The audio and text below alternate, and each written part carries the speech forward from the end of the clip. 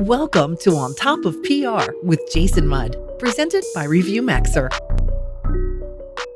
Hello and welcome to On Top of PR. I'm your host, Jason Mudd, and it's my pleasure today to have Alison join us. Alison's the Executive Director of Ethical Systems, a research collaboration based at NYU Stern School of Business. She's also a professor at Stern and is writing a book for Harvard Business Review Press on how companies can do the right thing in a turbulent world. Alison, thank you so much and welcome to the show. We're glad to have you. Thank you so much for having me. It's delightful to be here. It is a pleasure. So Alison Taylor, tell us quickly just a little bit about yourself and then a little bit about ethical systems, please. Sure. So I have worked on questions of the relationship between business and society for my whole career. Since the end of 2019, I've been at Stern School of Business. I teach undergrads and MBAs about professional responsibility and ethics and ESG. And then I run a research collaboration that works to help companies build more ethical and effective cultures. And as I'm sure I don't need to tell you, the landscape for reputational risk and the kind of pressures companies are under have evolved pretty dramatically in the last 5 years. And I think they're going to continue to evolve just as dramatically. So it's an interesting time to be doing this work. It absolutely is, Alison, and all the more reason why it's valuable to have you on our show today. So thank you for joining us. For our audience at home, we're recording this on December 16th of 2021, and you're probably listening to it at some point in 2022 or beyond. Alison, just to make sure we're all on the same page, tell our audience what ESG stands for. Stands for environment, social, and governance. Sometimes people characterize it as non-financial risk, but it is a framework developed really for investors to help them analyze the kind of environmental, social, and governance risks and opportunities that companies have.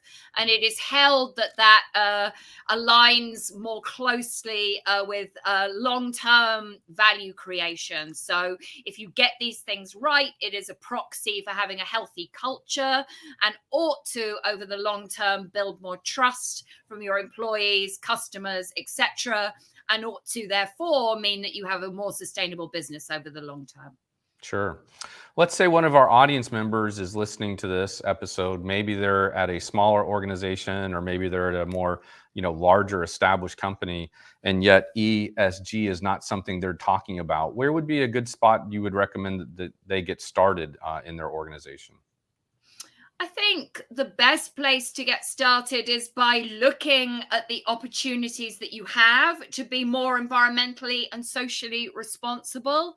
The thinking is not that you just do what you were doing all along and then maybe donate to some charity or invest in the local community or do something feel good that's unrelated to the business. The idea is that you look at what your business does, how your business makes money. You look at the opportunities to reduce your negative impacts on the environment and society, or perhaps do something positive. And then you look for the overlap between your business model and those opportunities, and you focus as closely as possible on a few things. So I would certainly advise companies not to try and boil the ocean, not to try and tick the box on 40 or 50 issues, not necessarily to listen to everybody that's yelling at you, but be really, really focused about how you can make money by providing more value to society or having a better environmental impact. Excellent. Is there a company that's too small to consider ESG? I think you need to think about it because consumer tastes are changing. Employees want to know that your company is doing more than just focusing on profit at all costs. So I wouldn't say that an organization is too small, but I certainly recognize the pressures that small companies feel under. They don't have these big infrastructures. They maybe don't have these big investor relationships. So I think the mistake is seeing this as something that doesn't, you're just doing for the sake of it. If you can focus on a few issues that are really, really relevant, then it shouldn't be too much of a burden. But yeah, there's a lot of noise and resistance, I think, from small companies who just feel that these issues don't apply to them. Mm-hmm. And in a typical organization, who is the owner and responsible party for ESG within the enterprise? I think if you're a big organization at this point, you will likely have a head of sustainability and ESG. So over 90% of the S&P 500 now produce a sustainability report. So there's increasingly a tendency to have somebody, specialist doing this work. Mm-hmm. If you are too small for that, it really, really depends on the industry where the lead will sit. I've seen this being handled by lawyers. I've seen this being handled by the HR department, certainly marketing, certainly Mm-hmm. risk and strategy, certainly the CEO's office, certainly investor relations. So we're at an early stage of development, and there's a lot of inconsistency and a lot of different companies trying different things at the moment. Gotcha. Excellent.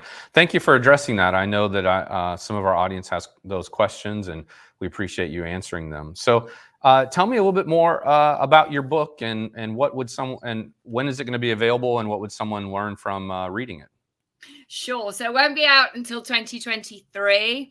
But what I'm really exploring is, back in the 20th century, when we had the Milton Friedman idea that all a business needed to do was to create shareholder value, we had this idea that as long as a business doesn't do anything illegal, as long as you don't break the law, you meet your compliance and regulatory obligations, then anything else you do to maximize profit is ethically neutral and you can't criticize it. That is quite clearly no longer the case. If you open the news today, you will see companies under pressure on an enormous range of issues that aren't to do with legal risk. We can think about diversity and inclusion.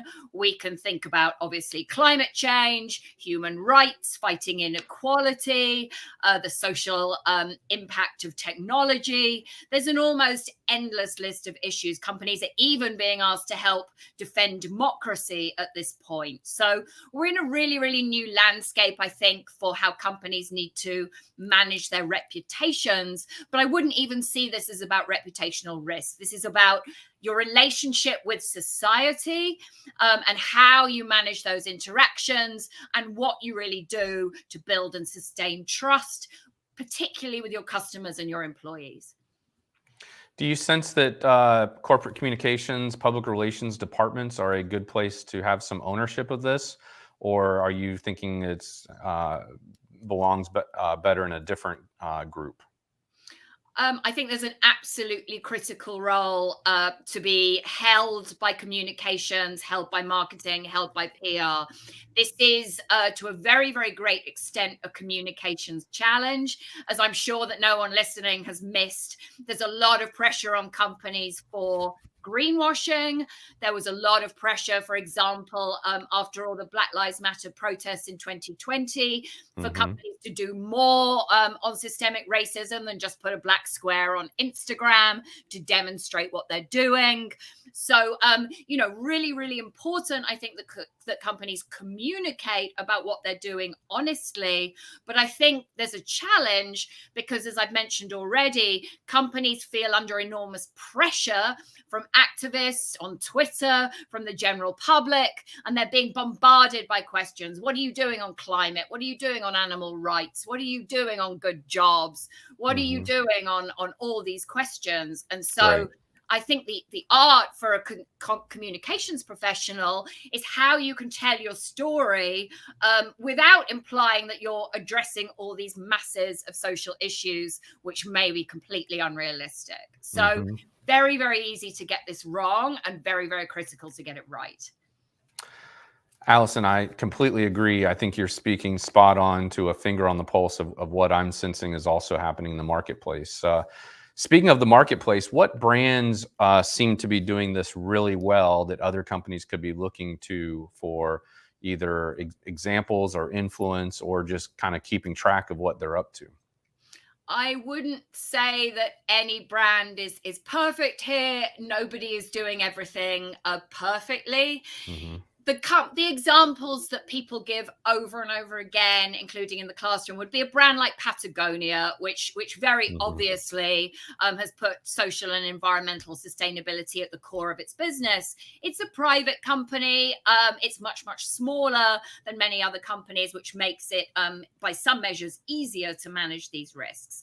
Right. Another company that people mention a lot is Unilever, which has made huge investments in sustainable products, sustainable brands, sustainable agriculture, that kind of thing. I also like companies like Salesforce and Snap, but there are many more companies that you could critique. And I don't think anyone is doing this perfectly, because I don't think such a thing is possible. So that's really where I think the communications comes in. So, Facebook didn't make your list for some reason, Allison. What would you advise them? I think Facebook's quite obviously in a really tough spot. One of the challenges, of course, is that Facebook is under a lot of pressure from regulators, from the general public, etc. But they're arguably making so much money that they don't care. So I think we're really getting to the point of regulators wanting to come in and kind of rein them in. We're also obviously seeing a lot of turmoil internally. A lot of employees are kind of raising objections there. Hmm.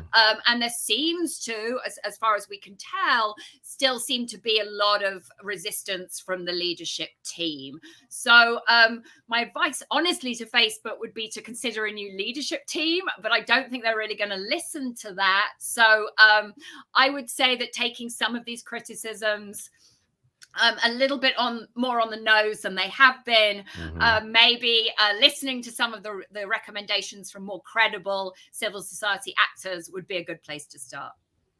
Well, that's some pretty good advice and sound advice. I hope they take it. You're listening to On Top of PR with Alison Taylor from Ethical Systems. We're going to take a quick break here and come back with more from Alison just after this message. You're listening to On Top of PR with your host, Jason Mudd. Jason is a trusted advisor to some of America's most admired and fastest growing brands. He is the managing partner at Axia Public Relations, a PR agency that guides news, social, and web strategies for national companies. And now, back to the show. Hello and welcome back to On Top of PR. We're joined here by Alison, at the Executive Director of Ethical Systems. And Alison is writing a book called How Companies Can Do the Right Thing in a Turbulent World for Harvard Business Review Press. Alison, welcome back to the show. Thank you. So Alison, go ahead. Let's talk a little bit about how companies can do the right thing in a turbulent world and maybe in a perfect world. What should companies be thinking about? So what I would say is we have what we name efforts to do the right thing, what we name business ethics efforts, has really for a very long time been about trying to create a defensive shield to protect the company from reputational or regulatory risk. And obviously PR professionals play a really key role here. So that's the criticism that PR is about spin, PR is about greenwashing, PR is about manipulating the general public. You can no longer, I think, though, maintain that defensive shield for a lot of reasons. Social media would be a really key one. It is quite clear that you can no longer manage the narrative about you in the public domain in the way that you used to be able to by cozy relationships with the media and advertising. You have to have a much more interactive relationship with the general public. They're probably not going to take it from you that they should buy your products. They're going to look for other customer reviews. They're going to go on Glassdoor to figure out where they want to work. So there's a much more ebb and flow with stakeholders and much less about kind of how we can control the message and protect the organization from scrutiny. The other thing that's happened, I think, is really a huge rise in employee activism. So employees are much less likely today to call the whistleblowing line if they're worried about something. And they're much more likely to take your internal emails or your damaging internal information and leak it onto Twitter. So that idea that you can defend your company from those kind of things, it's really impossible. We're also seeing a lot of pressure on things like non-disclosure agreements around harassment and discrimination. So we're really now in what I would call this hyper transparent environment where you can't rely on spin, you can't rely on the story. You have to assume that anything that happens internally could become public knowledge at any time. So that affects pretty much every department in the company. Certainly affects how you make money, because intangible value and stakeholder trust is a much bigger part of how you make money. Certainly affects how you think about risk. And it certainly affects communication and how you tell the story. I don't know if your listeners are aware, there's a big new initiative called Clean Creatives at the moment, which is a bunch of PR professionals really objecting to the work that PR firms were doing with oil and gas clients and bringing that to light. So I think that's just an example from this industry of how loud and vocal employees are becoming. They're also sharing salary data. They're calling out discrimination on sexual harassment. There's much more bottom-up pressure on leaders today. So I would say all of this requires a pretty dramatic rethink in terms of what's always been done. Mm-hmm. You said earlier, hyper-transparent. We're in an age of hyper-transparency. I don't want to misquote you, but you said something to that effect. Yeah.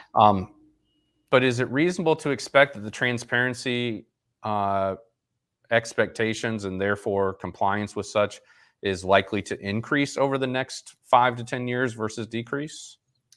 I definitely think the pressure is going to increase. You're seeing already many more regulations around disclosure of things like climate change, modern slavery, the gender pay gap, diversity and inclusion statistics. So definitely this is not going away.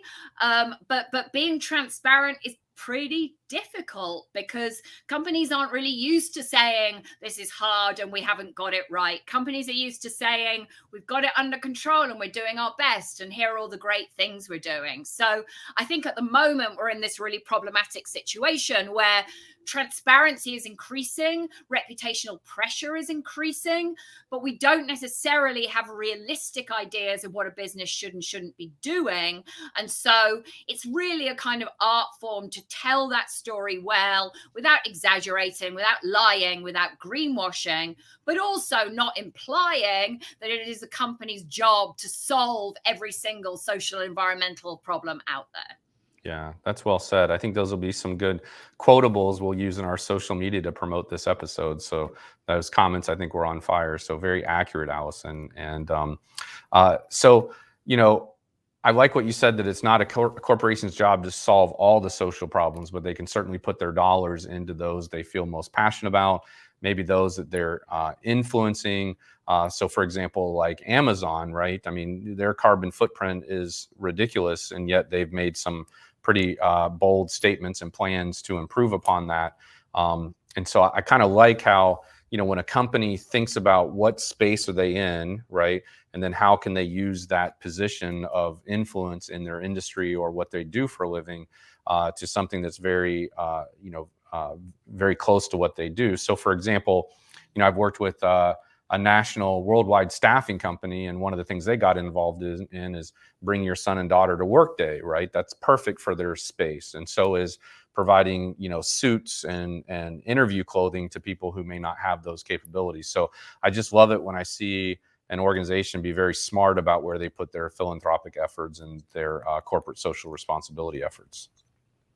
Yeah, I mean, I think that's a perfect example, because I would rather see a company like that doing that kind of work on making recruitment more inclusive, really trying to tackle some of the kind of issues that come from referrals and a narrow pipeline and bias in recruiting and that kind of thing. It's much more important that they work on that than that they work on climate change. But for an oil and gas firm, it's important to work on climate change. If you're a pharmaceutical company, it's important important to work on access and affordability of drugs. If you're Facebook, it's important to work on the social impact of your product. So, you've got to focus on the areas where you can provide most value and where you have most risk, and tackle those things, not try and distract people with irrelevant charitable efforts.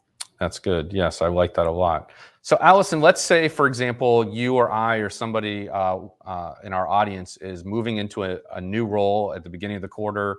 They're going to be the chief communications officer, the chief marketing officer. What kind of questions should they be asking of their new employer, either during the interviewing process or on their first days on the job, so they can better get a understanding of where the company is as far as ESG? So I would ask what their strategy is for ESG and sustainability. I would ask if they are reporting. I would ask to see that report. I would ask who is leading those efforts at the company. I think the other thing I would be really interested to find out is, what is this company doing to understand its stakeholder landscape? Probably they're monitoring social media, but maybe not. It would depend on the industry, but are they in touch with key activists and key NGOs? What do they do to understand their customer base? What do they do on investor relations? What do they do to understand employee engagement and what employees are saying? Because if you have information about all those perceptions and risks, you will have a much, much stronger communication strategy. And if the answer to any of these questions is nothing, then I would be pushing to do that exercise very early on in the job. So you can only really communicate well if you really understand today where all these stakeholder groups are coming from and where they might be going next. It's really, really important not to be reactive, given how risky the external environment has got. So you need to be on the front foot. You can't be reacting every time someone's yelling at you on Twitter. You really, really need, I think, to kind of be anticipating where things might go next. That's good advice, Alison. Thank you. So, thinking of that same persona and that same individual, what resources would you point them to get educated quickly and get familiar on this topic, and maybe even identify some best practices? The company that I used to work for is a nonprofit called BSR, Business for Social Responsibility, bsr.org. They have a ton of very, very useful resources. I would also, if you're unfamiliar with this whole space, and maybe if the company isn't doing much yet, I would start off by looking at maybe some of the bigger competitors, some of the companies in your industry that have a really good reputation on these issues. Look at what they're saying, look at what they're doing, and then think about what you might be able to do to differentiate yourself, or think about those same issues. Right. Don't just copy what they're doing, but look at what they're doing and figure out if there's space that they're not currently occupying that you could occupy, and make a material impact and be relevant to the stakeholders that are important for you and your organization. Absolutely. And then focus. I kind of can't say this too many times, but I think both communication and sustainability professionals can end up feeling like Chicken Little, that they're running around the company saying, Right. You've got to do this, you've got to do that, the sky's falling in. And the reality is you need to pick 1 to 3 issues where you're going to try and make a difference. Is it good jobs? Is it climate change? Just pick a few and focus, and then resist any pressure on anything else to the degree possible. Perfect. That I can relate to that 100%. That's very good, Alison. So your book doesn't come out for a while. If somebody wants to follow you on social media or connect with you and they have questions about this episode, how would they best get a hold of you? You can go to my website, which is ethicalsystems.org. I'm very easy to find on LinkedIn and Twitter. You can, in fact, follow me on either of those places, and you will, I think, learn something about ethical culture and ESG and responsible business. I'm very frequently share my opinions there. And then always happy to have a dialogue with communications professionals that are thinking about these topics. So feel free to get in touch. Perfect. And how would somebody stay informed as to your book and its release? Oh, we have a monthly newsletter, Ethical Systems. I mean, we write an enormous number of great articles. Did a podcast recently, for example, on combating bullshit in the workplace. Okay. We did something at the moment on how if you look at the business case for these things rather than your core values, then that focus on money at the expense of your mission and purpose can really undermine what you're doing. So we have a lot of different perspectives, but we'll certainly be keeping everybody updated on the progress on my book via that medium as well. Alison, as we're wrapping up, I want to just ask you one more question, which would be, at the end of the day, could you just remind and encourage our audience why this is important? Because the world is changing very, very rapidly. I mean, the biggest single reason I would say is you're not going to be able to attract or retain anyone under 30 for much longer if you don't pay attention to these problems. And ultimately, at the end of the day, it's the right thing to do, and it's for the betterment of society, culture, environment, and more, correct? Yeah, exactly. I mean, if you have young children or you're sitting at the dinner table with your teenage children, I'd be super surprised if you're not hearing about these things already. But the good news is they align with what we want to do as responsible citizens. So this can be a win-win. This can be good for the company, good for the people in it, and good for your own career satisfaction. So a learning journey, it's worth getting on. Also, I would say, it's an aside, but an important one, a fantastic long-term career opportunity for a PR professional that wants to really get deep into this space. Yeah, for sure. Absolutely. Hey, Alison Taylor, you've been fantastic. Thank you very much for joining us today and helping our audience stay on top of PR. With that, I'm your host, Jason Mudd, and please, I encourage you to reach out to Alison should you have any questions. Check out our episode notes. We'll be sure to link to the blog post and resources that she shared earlier, as well as her website and LinkedIn. And in addition, when the time comes, we'll do our best to update the episode notes with a link to her book where you can buy it for yourself. And again, if you have any questions, please reach out to Alison or reach out to us. We would love to hear from you. And if you have any suggestions for content, we want to hear that as well. Lastly, if you have a peer or colleague that you think would benefit from this conversation, please share this episode with them. We'd love to help them out. And with that, thank you for staying on top of PR. This is Jason Mudd from Axia Public Relations signing off. This has been On Top of PR with Jason Mudd. Many thanks to our SoloCast sponsor, Burrell's, for making this episode possible. Burrell's has a special offer just for On Top of PR fans. Check it out at burrells.com/ontopofpr.